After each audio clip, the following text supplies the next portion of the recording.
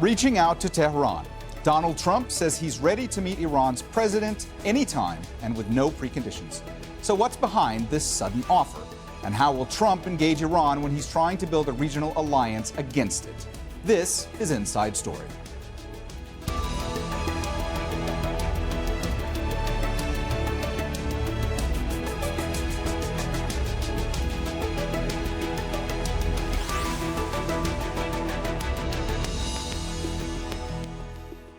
Hello and welcome to the program. I'm Mohammed Jamjoom. U.S. President Donald Trump has extended an olive branch to Iran just a week after he threatened the country. Trump now says he's ready to meet Iranian President Hassan Rouhani anytime and without preconditions. But his Secretary of State quickly backtracked Trump's statement, adding a few caveats to any potential meeting.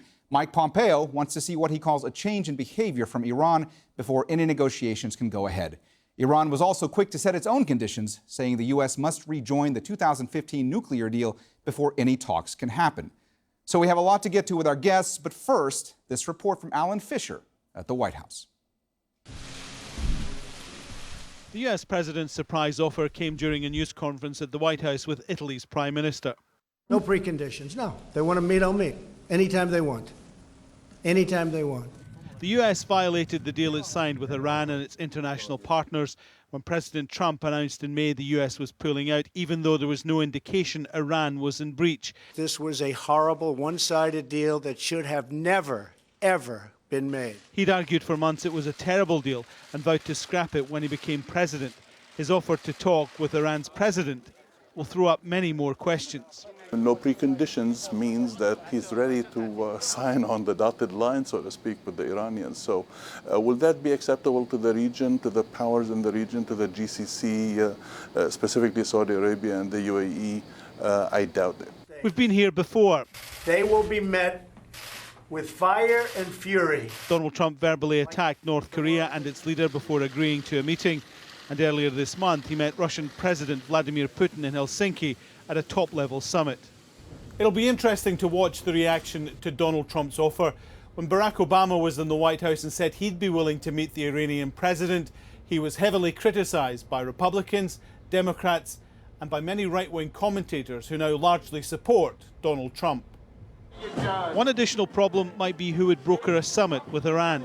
South Korea paved the way for the meeting with Kim Jong-un. France might be an option. President Emmanuel Macron had urged Donald Trump not to walk away from the Iran deal during a state visit to Washington. He has links with Tehran, and that might open up the necessary diplomatic channels. There are voices, senior people in this White House, who've been very critical of the Iranian government and called for its removal. But this is Donald Trump's White House, and if you want something to happen, then it could, and soon. Alan Fisher, Al Jazeera, at the White House. All right, so let's go ahead and bring in our panel. Joining us in Washington, D.C., Hillary Mann-Leverett, former White House and State Department official with responsibility for Iran. In Tehran, Fouad Izadi, a professor of world studies at the University of Tehran. And in Geneva, Jean-Marc Rickley, the head of global risk at the Geneva Center for Security Policy. Welcome to you all. Hillary, I want to start with you. So here's yet another shift in tone from Donald Trump. Earlier this month, he threatens Iran. Now he's saying that he's willing to meet with Iranian President Hassan Rouhani with no conditions. Is there some kind of strategy here, or is this a spontaneous statement? Well, it's hard to say for sure with President Trump. And in particular, the wild swings in rhetoric make it more difficult. But I think a sober analysis of Trump's moves and what he's done on the world stage and who he actually speaks to and, from what we understand, listens to in Washington, I think there is a strategy. It has been vastly underreported and underestimated. The key foreign policy person that Trump has turned to in the United States has been Henry Kissinger. Henry Kissinger, the former Secretary of State to Nixon, who brokered the U.S. opening to China, is someone who takes, we know what Kissinger's views are, and we know that Trump has met with him from during the campaign in 2016 throughout his presidency. And that view is one that looks at strong states, assesses whether those states are strong, whether those governments are strong, and whether a U.S. president can actually work with the person in charge of those states. So here in Washington, that's often derided how Trump implements it, is that Trump somehow just likes dictators. But he doesn't like all dictators. He's looking at leaders who are strong and who he either can or needs to work with. And then he seems to try to set up these rhetorical poses to put himself in a position to be able to strike some sort of deal with those leaders and work with those states. So I think if you take a sober analysis of what Trump is doing, and admittedly that's difficult to do, I think that is the strategy, is he's looking at strong states, and for better or worse, I think he has assessed from the beginning, from during the campaign, that Iran is a strong state and it will have to deal with Iran in some way. Trump just did not want to be saddled with what he termed his predecessor, President Obama's, failure in the deal that President Obama struck. And that has a root in the domestic politics here in the United States as well. Anything that Trump can do to undermine his predecessor's legacy and make President Obama the bad guy, the straw man in American domestic politics, plays well for President Trump's political base here. So another piece of this is President Trump setting himself up before the midterm elections in November and his re-election campaign in 2020 to dismantle President Obama's legacy, both domestic and foreign policy, and to then parade out a series of triumphs that he's been able to achieve that President Obama couldn't. Jean-Marc, U.S. Secretary of State Mike Pompeo essentially walked back Donald Trump's comments. But Donald Trump said that he would be willing to meet with no conditions. From your vantage point, when Donald Trump says he'd be willing to meet Hassan Rouhani with no conditions, does he mean no conditions imposed by Iran or no conditions imposed by the U.S.? Well, it's difficult to say. What we can see is some kind of parallel with what happened with North Korea. If you look at the way the Singapore meeting that represented the first meeting between US President and the Korean leader, what you see, it started by saying that he considered its opposing side as someone he could deal with, and then you had a complete change of rhetoric where it was very aggressive, and then that led to an opening where there could be some room for negotiation. And just before the meeting, the Singapore meeting, then Trump issued this letter that he would not, probably not meet Kim Jong-un. And then in the end, they met. So here, it might be part of the way the Trump administration is negotiating, raising the stake in order to get to a better bargaining positions.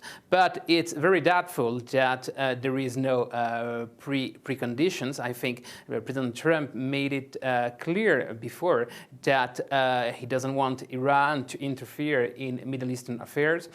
He doesn't want Shia militia to destabilize countries. So therefore, I don't think that there are no preconditions. The conditions are that Iran would negotiate only if they are ready to actually return to a behavior that falls in line with the United States, but also with the intentions of the Arab allies in the region, as well as Israel. Fouad, it's worth noting that Iran, of course, didn't pull out of the Iran nuclear deal. The U.S. pulled out of the Iran nuclear deal. Do you believe that Hassan Rouhani would have any incentive to meet with Donald Trump right now? And even if he did, would he have the political capital to do so?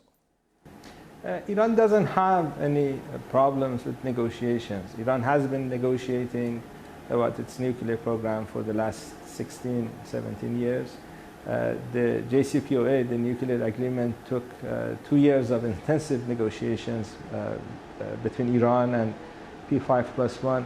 So Iran is used to negotiations. The only problem Iran has is that we are hearing different policy ideas from Washington. As you pointed out, President Trump talks about negotiating without any conditions, without preconditions, repeats this word 2 times in that press conference. And then about an hour later, his Secretary of State comes and presents 3 preconditions. And when we translate those preconditions in Farsi, the general consensus is that the U.S. is asking Iran to let U.S. run Iran's domestic policy. The second precondition sounds like they want us to let the U.S. run Iran's foreign policy. And the third precondition sounds to us in such a way that they don't want Iran to have missiles and they don't want Iran to have a peaceful nuclear program, which no one in Iran can accept these preconditions. Rouhani or other people will commit a political suicide if they want to entertain this type of preconditions that Mr. Pompeo talked about just a few hours ago. And a couple of months ago, he had a speech providing 12 preconditions. When two parties are interested in talks or negotiations, generally if preconditions are presented, if you present 12 preconditions, at least one or two preconditions can be met by the other side. But the way these wordings, the way these preconditions were presented, they leave no room for anyone in Iran to even entertain talking about them or implementing them. So there is a problem in terms of who really speaks for U.S. foreign policy. It's confusing signals coming out of Washington. And you know, at University of Tehran, I teach American history. I can't remember any time in U.S. history where a U.S. president talks about talking to another nation without preconditions, and then his Secretary of State comes and presents preconditions. This is, I don't remember. You know, Americans call certain countries occasionally banana republics. I need to apologize to Hillary, but it seems to me that the U.S. is turning to another banana republic. They need to negotiate between themselves. Trump and Pompeo need to negotiate among themselves, come up with a single message, and then someone in Tehran can respond to that.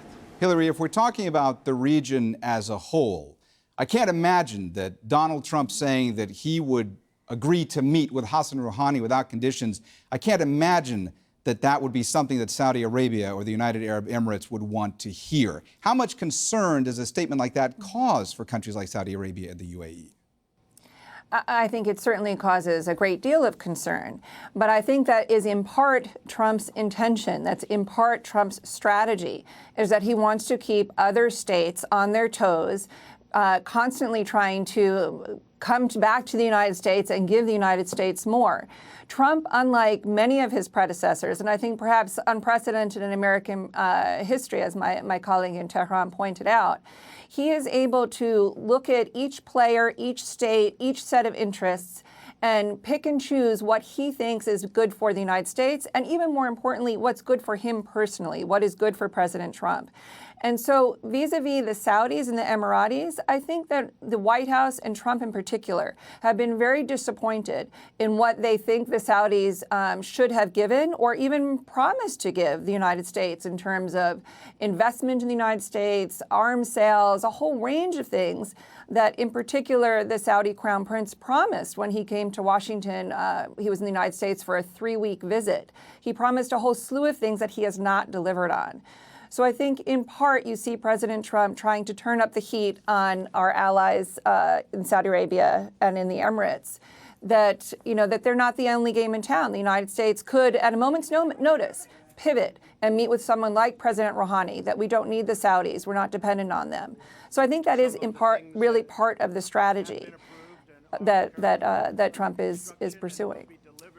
All right, the U.S. reportedly plans to create a new security and political alliance with 6 Gulf Arab states, Egypt and Jordan. It will be known as the Middle East Strategic Alliance, an organization similar to NATO that's made up of Sunni Muslim allies. Its main job will be in part to counter Iran's influence in the region and to increase cooperation on missile defense, military training, counterterrorism, and developing regional ties. Sources say the plan might be discussed later this year at a summit scheduled in Washington. Iran's foreign ministry spokesman Bahram Qasemi believes the alliance won't succeed because of a lack of unity. The term that was used, which is Arab NATO, is wrong. The reasons for creating the alliance and the countries that would participate in it, given the current conditions in Arab countries, clearly indicate that this term is neither true nor can it be a reality. It is very clear that there is no harmony or consensus between these countries. Therefore, an Arab NATO is just a symbol and nothing more. Mr. Trump is trying to take advantage of the Arab and Islamic world's weaknesses in order to steal the resources of those countries. Jean-Marc, let me ask you about this strategic alliance. First of all, do you believe that this summit is actually going to happen? And do you believe that this potential alliance will be discussed at this summit? Well, it's difficult to say. There was to be a meeting with the GCC earlier in May that was later cancelled because the UAE made clear that he would not attend. The whole issue of creating a Arab NATO, if you want, is since last year the problem of Qatar. At the core of a military alliance, you have allies. And right now you have a very profound rift among the Arab Sunni monarchies, pitting Qatar against especially Saudi Arabia and the UAE. So for that kind of alliance to materialize, you would need to first solve this issue. And as we've seen since now almost 14 months, the US has not been able to put pressure on Saudi Arabia and the UAE to settle the difference with Qatar, quite the contrary.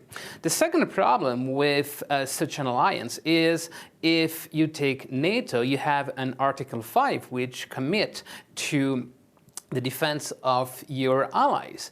The policy of the Trump administration has been to disengage as much as possible from its military commitment towards its allies. And so here, unlike Europe, where you have NATO, an Arab-NATO alliance would mean that it would be very likely that the US would have actually to be committed underground in the Gulf region. So that would, in a way, run contradictory to what President Trump expects, which is America's first, meaning he wants to benefit from allies, but he wants also to reduce American footprint around the world.